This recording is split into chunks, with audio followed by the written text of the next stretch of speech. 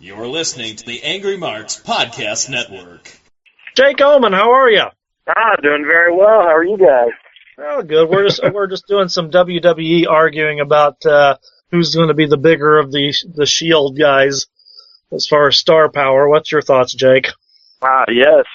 Well, I mean, it's obvious that Roman Reigns is the hand-picked guy, but, man, I just hope Ambrose really burst through that ceiling, because even going back to his stuff when he started in HWA back in '06, he's always been phenomenal. The guy just understands wrestling on another level, so especially when they keep giving him opportunities like they have over the last few months, like, you can't stop him from rising to the top.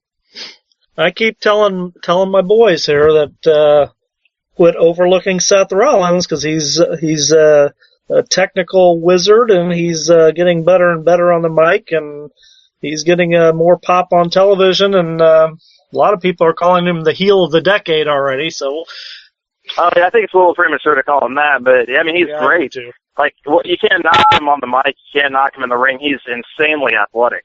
I mean, with any of the three guys, you can make a good argument for them being the breakout guy. Yep, I think all three of them are going to be huge stars, and we might as well quit arguing about it, because they're all going to be top level. Which is great, too. They're all three breathing life into the product, and they're all three a highlight to watch every week. I'm glad that they'll be on TV for years to come. So, Jake, what got you involved in this crazy, wacky world of wrestling in the first place? Have you been a fan forever, or how did it work for you? Well, I came across wrestling when I was 13, so a little later than most. I remember seeing, it must have been the first or second Raw after WrestleMania 2000.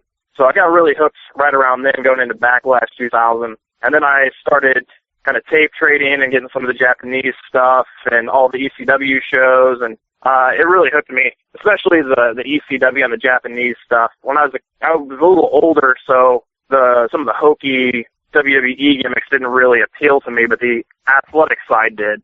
Right.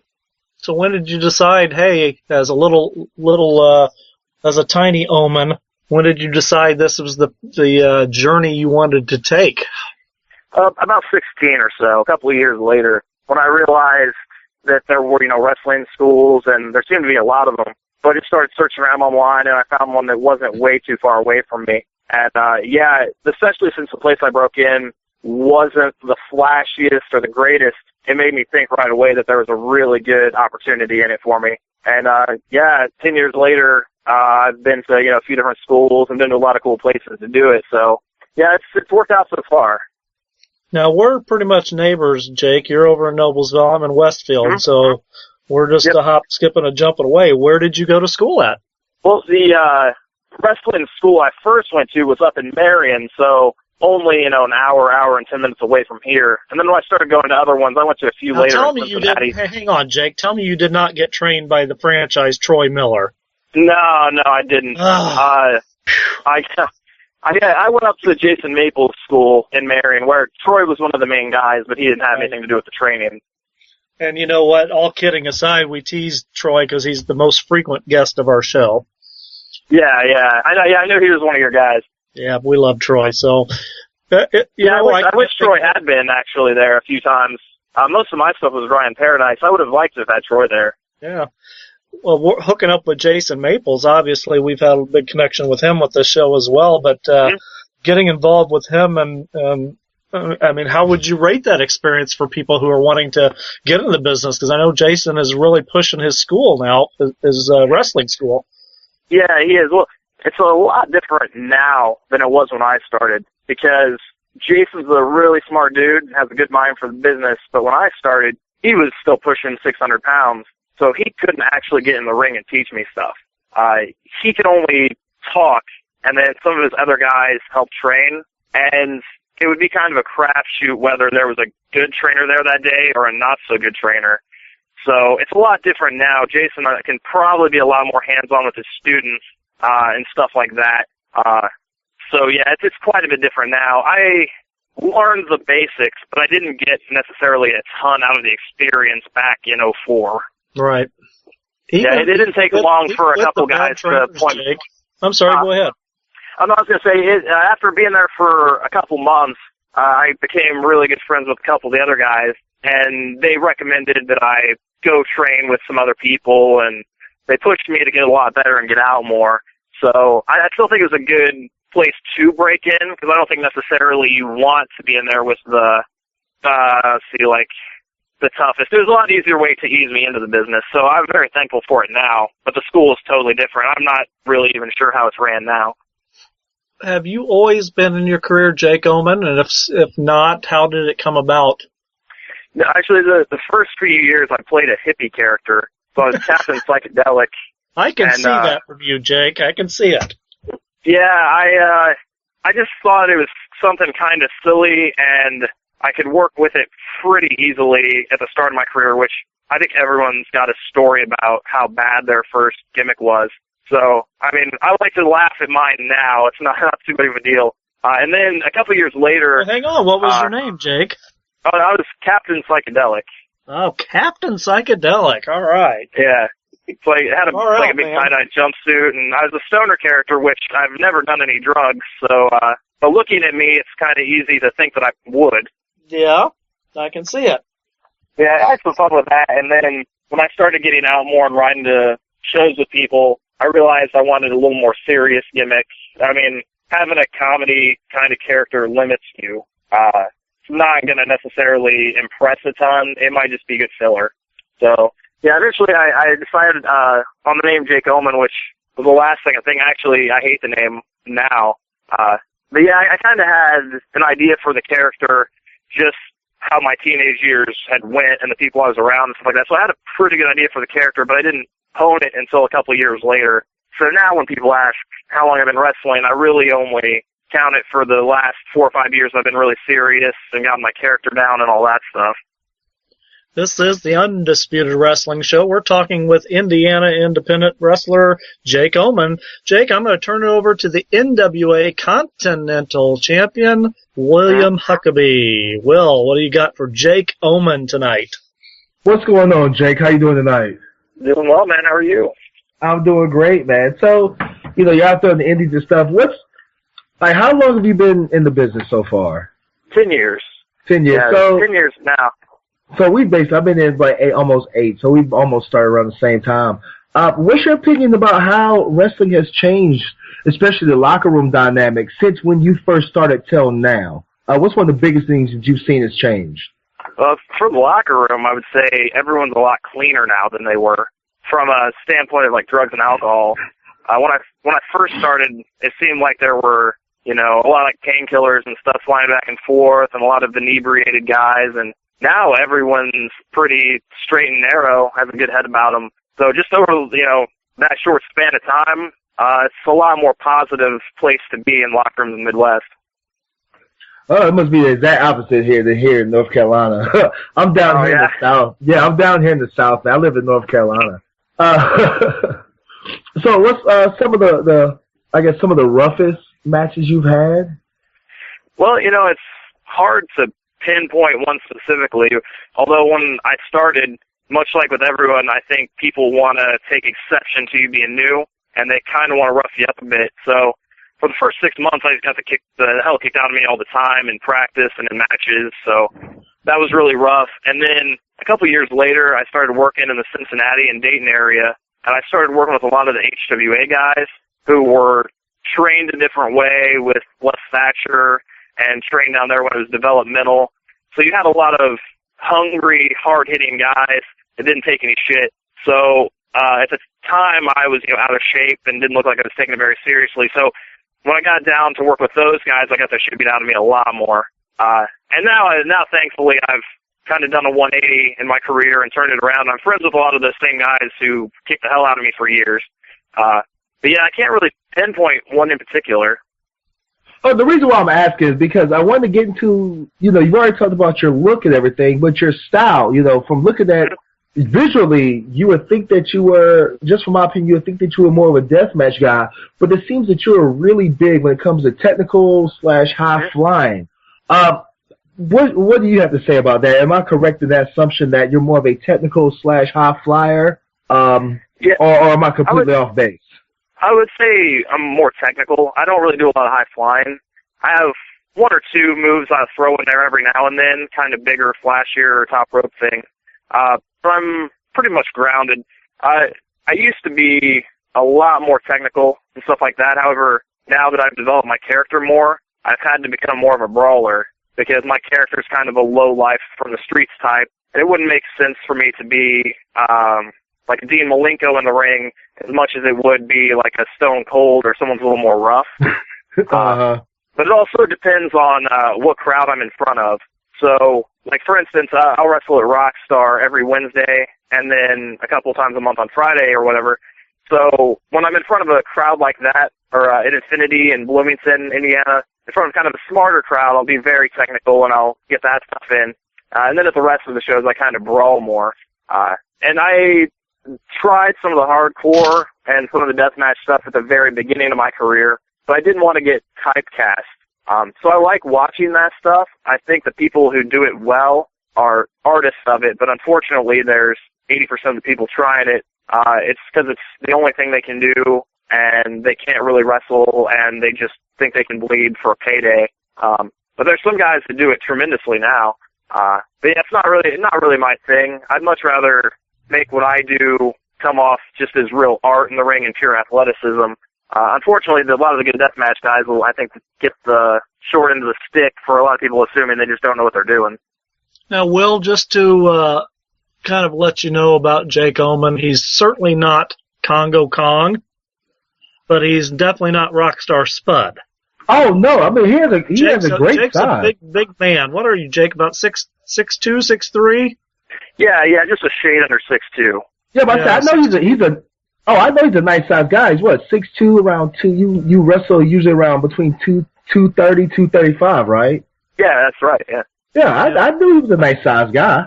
Okay, I'm just making sure. Yeah, and I like working with smaller guys and faster paced guys because I really like being a base. I like laying the foundation out of in a match and having control. So I like working with the smaller, flashier guys. You go ahead and do all your flashy stuff, and I will just be my character and get my character over. And that's where I am and why I get booked is because like my skills and character more even than wrestling.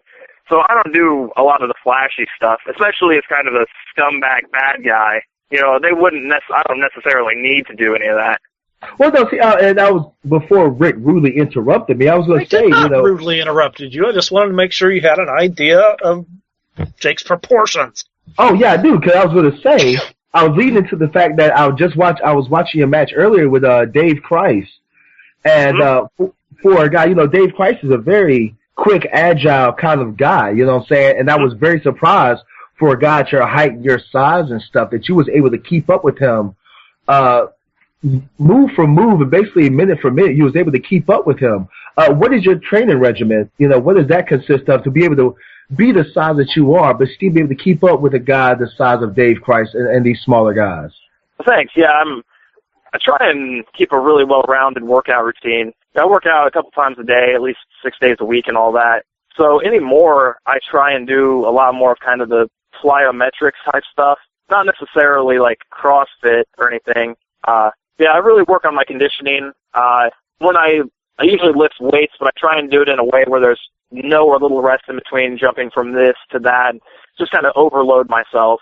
Because the guys I always looked up to were guys that would never get tired in the ring, like the Eddie Guerreros or like the Chris Benoits. I just want to be a real machine in there. And while I have a long way to come, I feel like in the last few years I've made a tremendous leap. Because when I first started, I was skinny fat and no muscle and all this and just looked awful.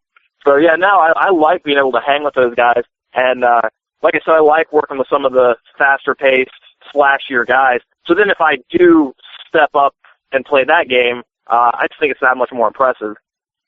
The cool thing about what you've been talking about, Jake, and talking about how you're getting booked now is that sometimes you actually do the booking. What got you involved in wanting to be a promoter yourself? Because you have been leading White River Wrestling now for getting close to 2 years now, right? Yeah. We've done a handful of shows in Fishers, and yeah, you've been there to see it firsthand. And the thing is, there's no wrestling scene in Central Indiana, really. It's been years since they've had any even halfway decent companies in the area, and I just want wrestling to be better than it is, and we can all make it a lot better. We just have to have the right people, and you have to have the right mind, and you have to have everyone that wants to work hard for the best show. So I don't have any big desire to run monthly shows or anything like that because I really want to concentrate on wrestling while I can, and then maybe I'll transition later. Yeah, I wanted to have a group of hardworking guys that are really talented and good and bring a little bit of something to Central Indiana. I'd even move outside of Fishers too if I could find a good venue in the Indianapolis area to promote. But it's a lot of hard work to promote. And with me, it's a one-man show. I'm doing everything on my own, all the footwork, hiring the designers and all this stuff. So it's a lot to get into. And I don't really have the time to dedicate, 40 hours a week to promoting a show a month or anything like that. But yeah, the few shows I've had, I've been very pleased with. We've had really good crowds every time, and the crowds actually, as you can attest to, are some of the hottest I've seen in the Midwest. So yeah, I think everyone's had a lot of fun and gotten to do some kind of more out of the box stuff. I just want to showcase everyone we have, and about 50% of the roster has been different with every show. So I have about the same core of guys, and then I like to keep cycling in just some new awesome guys, which I think advances the show a little bit and advances the stories and all that good stuff. Maybe you'd like to bring in some guys from Carolina. I don't know. Another thing about it too is, I would. I've gotten so many emails over the last year. It's crazy. I've gotten at least 35 people wanting to come in, and we've only ran a handful of shows. But another thing, my booking aspect is I want good, talented, hardworking people. But being in the business for 10 years, they're all my friends. So I've made friends with so many people, and I want to use all of them. That's part of the reason I've had a different crew of guys each time. It's just because I have so many talented workers that I know that want to come in for me, So I've talked to a few different people that I haven't met or like bigger indie name guys. But if I'm already packing my little tiny room with the good, talented, hardworking guys I know that are a little more convenient or closer, why not? Well, I tell you what, Jake, our good buddy here, the Morningstar Will Huckabee, is itching for a reason to come to Indiana to wrestle. So if we can open up some room on a card for him sometime where he can come in and showcase his talents to the people in our area, it would be awesome for Will, and it'd definitely be awesome for this show. Oh, for sure, yeah. Like I said, if I can even find some better venues where I might be able to run a show every 2 or 3 months, I might even try that. And that's what I've had to tell a lot of people who've asked to come in, is if I'm running a show once every 6 months, it's really hard to find room for somebody. But if I'm running more often, obviously I want as much new talent as I can and as many new hardworking guys as I can find. Well, Jake, who talked you into wanting to start your own promotion? I mean, I totally agree with you. Central Indiana is definitely lacking in quality promotions. As a city as large as Indianapolis, you would figure there'd be at least 2 or 3 really big ones. But there's only one. But what made you say, what, daggone it, I'm sick of this, I'm going to be a promoter? Really, it was just years of not having good shows in the area. No one really talked me into it or anything. It's just, and everyone can play armchair booker all we want. Sure. We can watch it on TV and say, I would have done this differently and whatnot. But the thing is, with the guys on TV, even though a lot of stuff does fall flat or is stale, they're doing such a great job compared to the indie scene, because there's so many guys that are running shows that really have no business running a show. So I might go to a show, 2 or 3 shows this week, and half of them are just overflowing with bad ideas, or they're structuring things completely wrong. So really it was just, I want to run a show that top to bottom is solid and builds and does exactly what they need to do and exactly what all of these other shows aren't doing. So really it was kind of born out of frustration for a lackadaisical Midwest scene, or like a bad Indiana scene. I tell you what, as a person who personally went to the last show with the bearded wonder himself, Zane Paisley, who could not be with us tonight, Jake, sorry about that. But we went to that show, we took our sons, and we had a great time. And I will attest to everyone listening all over Undisputed Wrestling Land, my money was better spent going to Jake Omen's promotion with my son than it was spending $85 on the last WWE Raw per ticket with my son. He enjoyed it more getting close to Big Russ Jones, almost squashing him, and having Jake Omen running around the ring, and having Marion Fontaine, who was on our show a few weeks ago, entertain him. I mean, it was a blast, and we enjoyed it thoroughly. And thank you from our wondrous front row seats. And I tell you what, coming out of that, Jake, the thing I thought was neat was the odd teaming of Big Russ Jones, or yourself, and the serial killer Jack Thriller. I enjoyed you guys so much. Tell us a little bit how that got started. Thanks.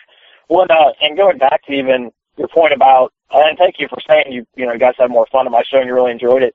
The thing I like about the shows I'm running is that I'm not trying to, sell 1,000 tickets to it, because I wanted a small, intimate setting, a really intimate venue where we're all crammed in there, and you have to make friends with the guy next to you, and you have to be on your toes. So I'm very content in running that small banquet hall and just cramming 200 people in there and making it a party that we were all invited to, and we're the hip kids and the cool kids for being there, instead of having the same amount of people in a gym that's 4 times that size, and it seems a lot different, a lot more different than that. So I'd much rather have that intimate venue with that raucous crowd that feels like they're part of something special. So that's definitely what I'm going for, and I'm glad you guys could get that. We did, absolutely. Just with the teaming of some of the different guys is really the pairings we've had, I think, kind of complement each other really well. So my best friends in the business are Scotty Young and Russ Jones and Jack Thriller and the Painkillers, and there's a few others. And we all do a lot of shows together. So, myself and the Painkillers, I mean, we obviously look like we fit, we click. Right. We've done team stuff for years. And then the pairing of Thriller and Russ Jones and Scotty Young, right. Just I thought, naturally that makes a lot of sense, where you have kind of the crazy out of the box one in Thriller, who actually is just a phenomenal technical wrestler. Like, he's so underrated. And he's not only that, Jake, but he's phenomenal at getting the crowd involved with a lot of his actions, a lot of his facial expressions, a lot of his semi-tantrums that he throws and stuff like that. Gets people engaged. Oh, yeah, he's a great character, along with being a great wrestler. And, he's been to Europe before, too, and trained in the, catch-as-catch-can style. So, he's a master in there, and he's legitimately crazy. So, he's a legitimate wild card in there, and he's one of my best friends, so I mean that in no way negative. I'm glad that he is the way he is, but he is so crazy and so out of the box, and what you see is what you get. That's how he is all the time. Jack Thriller is Jack Thriller, and he's just insane, which makes for great entertainment value. And then I pair him with someone a little more straight-laced, like Scotty Young, he's also a phenomenal character and a phenomenal athlete and a phenomenal technical wrestler, but a smaller fellow. And then team them with a big powerhouse, the heater Russ Jones, who is one of the strongest guys I know. So I think they all kind of complement each other really well. And I put those 3 together and started advertising it months in advance, and now they do that teaming of the 3 of them at a lot of different shows. Mm-hmm. So apparently, everyone else thought it was a really good idea too. Maybe it just took me throwing them all together to make it click. Yeah, they're doing some great things. Northern Indiana and Michigan with that trio is the Prestige, and that's what I kind of want to see in some of my tag teams, especially 3-team tandems. Even with the Shield, they all bring a different aspect. There's the powerhouse, and there's the one that's a high flyer and one that's technical. So when you throw them in there, you just have so many options for things that they can do, and especially depending who you put them with. If you put them with 3 bigger guys or 3 smaller guys, they can tell you a completely different story every time. Whereas if you have 2 high flyers versus 2 high flyers all the time on your show, they're kind of limited. The one of the biggest moments of that last card, Jake, and I will never get out of my head, was when Big Russ was laying on the outside of the ring, injured, trying to get his sensibilities back to him. The action was still going on the ring, and Russ looks over at us in the first row with Zane and myself and our sons. Get out of the way! So I grab my son, he grabs his kids, and we just move as quick as we can. 2 seconds later, here comes Jake Omen and somebody else flying over the ropes, crashing into our chairs. And he says, and my son goes to me, he says, Dad, why was that guy so mean to us? I said, he wasn't being mean to his son. He was protecting us to make sure we got out of the way before we got hurt. He finally understood, but he thought Big Russ was being mean to him. And I heard you talk about that on the show a couple weeks back, and I just had to laugh. It was like, yeah, of course the kid's going to think he's being mean because he's a big, intimidating-looking guy. But we're in that intimate setting, and we have to all be, like I said, we all have to be on our toes because we don't even have the front row on a few sides up on the ring, so, their hands are even on the apron. So, like, you have to be aware at all times. The first show we did that, Jimmy Yang didn't even notice that, and kind of falling into the front row of people, so they got a little extra for their dollar. But yeah, it's one of those settings where you never know what's going to happen. So it's good that Russ is giving you a heads up.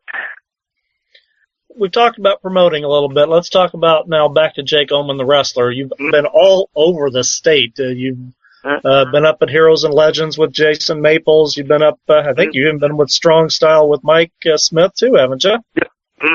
Yeah, I was there at the very beginning for Mike and Strong Style, and then took about a 6-month break, and now I'm back up there again. And yeah, Strong Style's moving in the right direction. I'm really liking the draws they're bringing out, and then the shows they're bringing and the names they're bringing in. And yeah, that's a place I love. It's a place, one of the places I would call home. That and I would really, besides my promotion, I usually don't even figure that into my thoughts on that. But then the other promotion I would call home is Infinity Pro in Bloomington. Which I don't think anyone can touch that pole with a 10-foot stick. Even my show, they're just spectacular. I've never even been to one of their shows, so definitely something you recommend to us, huh? Oh, for sure. When I see their shows, I think of it as like a 2003, 2004 Ring of Honor. Just better production. 'Cause you got all these young, hungry guys. It's a couple miles down the road from IU, so you have like 300 or 400 crazy college kids in there, fans, and they're smart fans. They're invested in the story, and it's a really special atmosphere down there. And they just got back to promoting shows. They promoted shows from like 9 to 2011 or 12, and then took a little break, and now they've been putting it back on again. So yeah, it's definitely one I'd recommend. Now, who's some of the talent there, Jake? Because I'm not familiar with them, to be honest with you. Yeah, I would say I'm probably the main guy down there, along with Scotty Young, Russ Jones, the Painkillers, Jack Thriller, Ace Perry, Brett Havoc. Those are some of the main focus. And down there, since it's a college town, they love the alternative guys, so they're really into me. I'm a huge fan favorite down there, and they're not as big a fans of like the clean cut guys that would normally get cheered like a Scotty Young. Right.